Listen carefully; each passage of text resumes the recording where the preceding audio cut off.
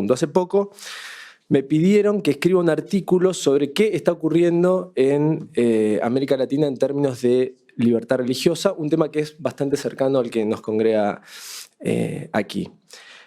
Hice lo que normalmente hago, me puse a pensar en, bueno, qué restricciones o qué amenazas o qué problemas hay respecto de la libertad religiosa, pero después cambié un poco mi mente y decidí afrontar el tema desde otro enfoque y creo que fue una sabia decisión porque ayer Juan hizo una exposición a la cual yo realmente hubiera podido agregar poco respecto de cuáles son los problemas y las amenazas y las cuestiones que hay que resolver hoy en América Latina en términos de libertad religiosa.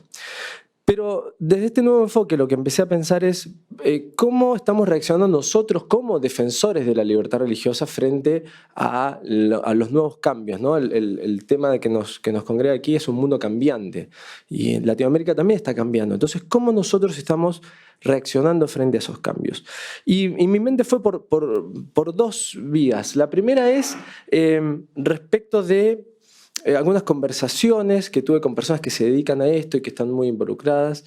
Y la segunda es respecto de mirando un poco la agenda de invitaciones y de eventos en los que nos permiten participar respecto de la libertad religiosa y cómo muchas veces las discusiones discurren sobre temas que a mí me pareció no están, y subrayo esta palabra, directamente relacionados a la libertad religiosa. No están directamente relacionados a la libertad religiosa.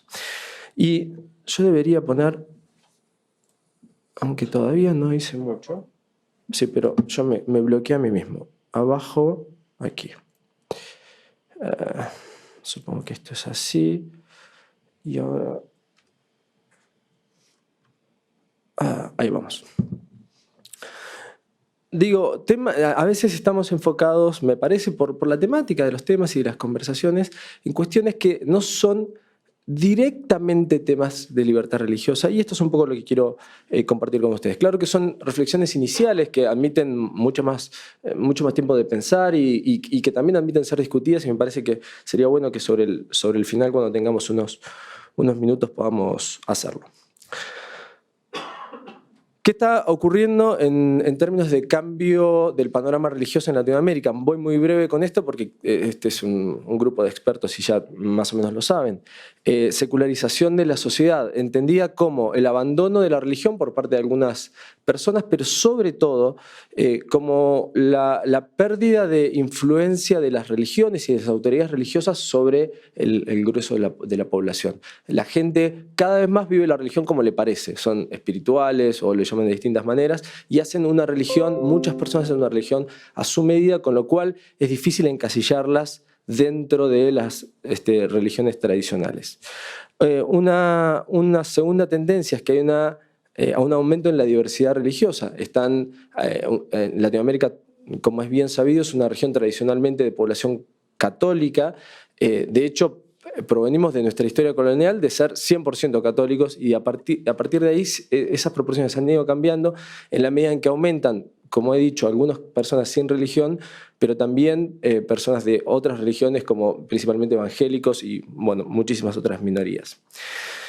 Y una tercera cuestión que no es concretamente religiosa, pero que afecta al panorama religioso, es que en los últimos años ha habido un énfasis muy fuerte en la promoción de los derechos humanos, especialmente la promoción de los derechos de las minorías y especialmente la promoción de los derechos de las minorías sexuales, aunque también de los grupos indígenas o nativos, lo cual pone en entredicho muchas de las posturas y de las posiciones tradicionales de las iglesias, y un poco las religiones estamos en el ojo de la tormenta a raíz de este cambio en la sociedad y se exige una respuesta de parte de las religiones.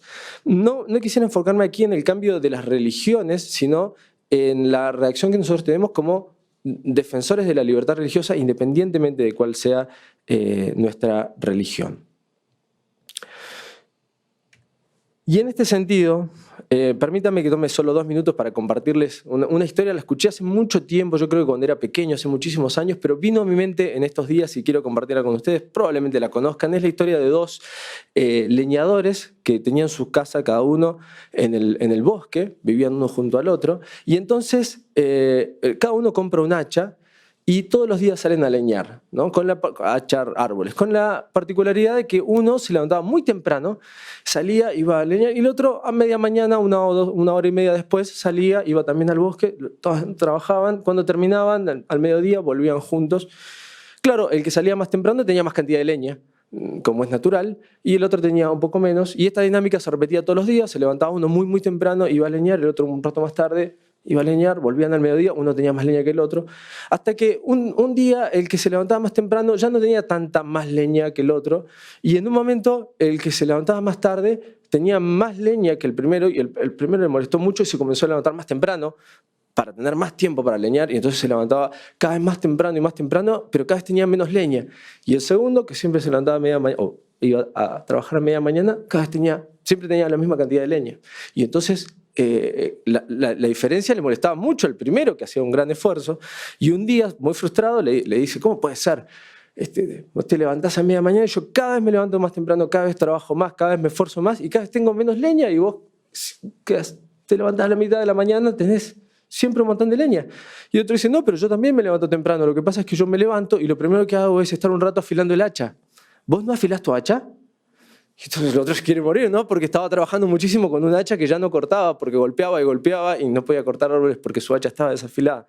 Y lo que aprendí de esta historia es, a veces no es solo el esfuerzo y la dedicación que ponemos, sino es que a veces tenemos que sentarnos a afilar el hacha, es decir, a pensar en dónde ponemos esos esfuerzos también. Y me parece a mí que en algunos temas de libertad religiosa hacemos un muy buen esfuerzo, pero estamos golpeando con el hacha desafilada o no estamos tomando tiempo para afilar nuestra hacha y para pensar si realmente queremos poner los esfuerzos en ese lugar. Permítanme ir adelante. Manejar 2 computadoras al mismo tiempo es mucho más difícil de lo que pensé que iba a ser. Creo yo que uno de los grandes problemas, o uno de los problemas que tenemos respecto de la libertad religiosa en Latinoamérica, es que quienes nos dedicamos a libertad religiosa no siempre estamos enfocados en problemas que son de libertad religiosa. Perdón porque salió un trabalenguas, pero me pareció la mejor forma de expresarlo.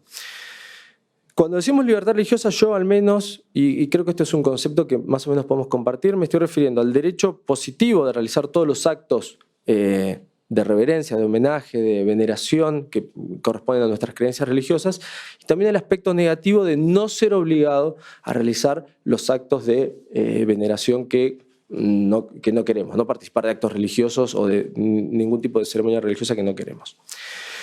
Fíjense que este aspecto positivo y negativo no incluye, de ningún modo este concepto incluye la posibilidad de que el derecho de libertad religiosa implique que yo puedo imponer mi creencia sobre los demás. Y de hecho esto está en franca contradicción con el aspecto negativo de la libertad religiosa que recién decía. Si yo pienso que mi derecho de libertad religiosa implica que yo puedo de alguna manera imponer al conjunto de la sociedad mi creencia religiosa, quiere decir que no estamos hablando de conceptos distintos de libertad religiosa. Una forma muy ilustrativa de decirlo es, la libertad religiosa es un escudo, nunca puede ser un garrote. La libertad religiosa me protege, pero no puede ser un adalid en contra de los que creen distinto que yo. ¿Por qué menciono esto? Porque se han venido dando casos que son conocidos por todos, en los cuales el enfoque que hemos tenido de libertad religiosa me parece a mí que podría haber sido un poco más feliz. Algunos ejemplos. Matrimonio homosexual. Me refiero a leyes o fallos judiciales que habilitan el matrimonio de personas del mismo sexo. Ha pasado en Argentina, ha pasado en Uruguay con modificaciones legislativas. En Colombia entiendo que la Corte Constitucional ha sido la que ha habilitado la vía para los matrimonios del mismo sexo. Leyes de identidad de género, es decir, leyes que permiten que las personas por propia elección opten por tener un género distinto que el que indica su condición biológica. Argentina En este sentido, creo que ha sido uno de los primeros países del mundo que ha tenido leyes de este tipo. Actualmente en Chile está en discusión un proyecto. Ayer los amigos de Chile me ilustraban que todavía no avanza, pero se está discutiendo ahí un proyecto. Otro problema, despenalización del aborto. Es decir, modificar las leyes penales para rebajar o quitar las penas para las mujeres que abortan o para o para los profesionales que las asisten. Un tema que también está instalado en Latinoamérica, recientemente en Chile, entiendo que se terminó de aprobar una despenalización del aborto, fue una discusión muy grande en Bolivia también. Estos temas evidentemente son muy sensibles, no soy inocente, son temas que son muy sensibles a nuestras creencias o la creencia de la mayoría de nosotros. Son temas concretamente de libertad religiosa. Aquí está mi punto. Déjenme hacer 3 aclaraciones rápidas antes que se me vaya el tiempo. Primero, estas son cuestiones muy preocupantes para las personas religiosas, sin duda. La mayoría de las personas que se preocupan por la libertad religiosa son personas religiosas. Por lo tanto, somos la misma persona, que por un lado tenemos una preocupación religiosa, pero por otro lado somos los que nos preocupamos también por la libertad religiosa. Y entonces tenemos que estarnos ahí cambiando sombreros. Lo que yo creo que no puede haber es una confusión entre la defensa de la libertad religiosa y la defensa de mis propias convicciones religiosas. Creo que las dos cosas son válidas, solo que no es bueno mezclarlas. Segunda aclaración, las personas y grupos que impulsan estos temas, di algunos ejemplos solamente, pero temas como estos, es claro que no siempre tienen buenas intenciones, a veces estarán basados en el deseo de ayudar a los demás, de respetar los derechos, etc., pero también a veces están entrelazadas estas intenciones con un fuerte sentimiento antirreligioso que uno no puede dejar de observar. Pero es muy difícil separar una cosa de la otra. Y aunque a veces hasta pareciera que fuera la principal motivación el sentimiento antirreligioso, mientras no se traduzca en una limitación, en una restricción puntual y concreta a la libertad religiosa, no estamos hablando de un problema de libertad religiosa. Estamos hablando de un problema de distintos enfoques de la vida y de distintas creencias. Tercera aclaración. Estos temas pueden generar problemas de libertad religiosa y claramente tienen idoneidad para hacerlo. Y solo doy algunos ejemplos, pero creo que con un auditorio tan calificado no hace falta que abunde mucho. Por ejemplo, la obligación de realizar prácticas contrarias a las propias creencias, hoy se discutió brevemente en el panel judicial.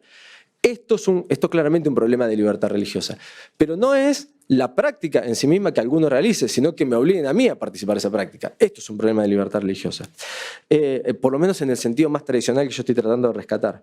Puede resultar en limitaciones a la libertad de expresión, claramente. Claramente este tipo de iniciativas pueden resultar en limitaciones, pero hasta que no resulten en limitaciones, entiendo yo que no hay concretamente un problema de libertad religiosa, y aquí hay que tener cuidado con el problema del argumento del slippery slope, ¿no? Bueno, si yo permito esto, entonces puede pasar esto, entonces puede pasar aquello, entonces puede pasar aquello, pero entonces cuando estamos hablando de restricciones de derechos me parece que hay que ser muy cuidadosos con esto. Irónicamente, a veces hay restricciones a los derechos de la libertad religiosa y a los derechos de la libertad de expresión que están teniendo lugar actualmente y los cuales no nos preocupan tanto. Y acá me parece que se ve claramente cómo si me permiten la expresión, nos traiciona, nos tira mucho nuestra creencia religiosa y nos hace perder de vista el tema de la defensa de la libertad religiosa. Actualmente saben que está la Convención contra todas las formas de intolerancia y discriminación, de la cual yo sé que ustedes, muchos de los que están aquí, tienen una opinión muy fuerte, y sin embargo a veces no hace tanto ruido como hace ruido estos temas. Y esa convención, el texto de esa convención sí que tiene restricciones a la libertad de expresión que me parece que tendrían que ser muy preocupantes para todos los que estamos en libertad religiosa. Estoy predicando al coro, ¿no? Porque yo sé que acá todos más o menos pensamos igual, pero quiero decir como reacción en general de la sociedad. Voy hacia el final. Me parece que a veces estamos leñando, estamos hachando con el hacha desafilada y peor todavía, me parece a veces que estamos hachando los árboles equivocados. No que no estemos haciendo el esfuerzo, no que no estemos preocupados, pero me parece que a veces no estamos teniendo el enfoque correcto. Señaló el elder David Bednar en la conferencia del domingo, y cito, a veces corremos tan rápido que olvidamos a dónde vamos y para qué corremos. Fin de la cita. Y creo que en materia de libertad religiosa no corremos para que nuestras creencias se impongan en la sociedad, sino para que cada uno tenga la oportunidad de tener sus creencias y vivir conforme a ellas en libertad. Y un buen ejemplo, y con esto cierro, de detenerse y afilar el hacha, me parece que ocurrió aquí mismo. Tuvo lugar aquí mismo en Utah con el programa del Fairness for All.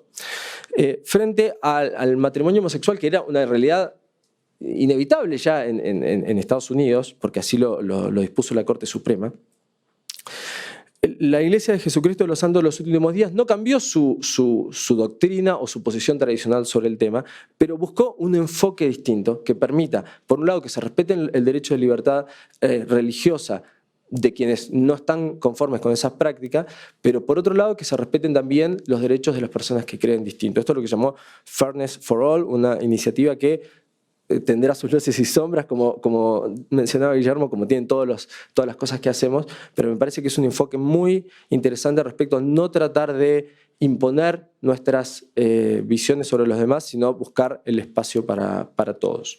Es claro que nos encontramos frente a una batalla cultural, no soy inocente en este sentido, y que la religión misma se encuentra muchas veces en el ojo de la tormenta.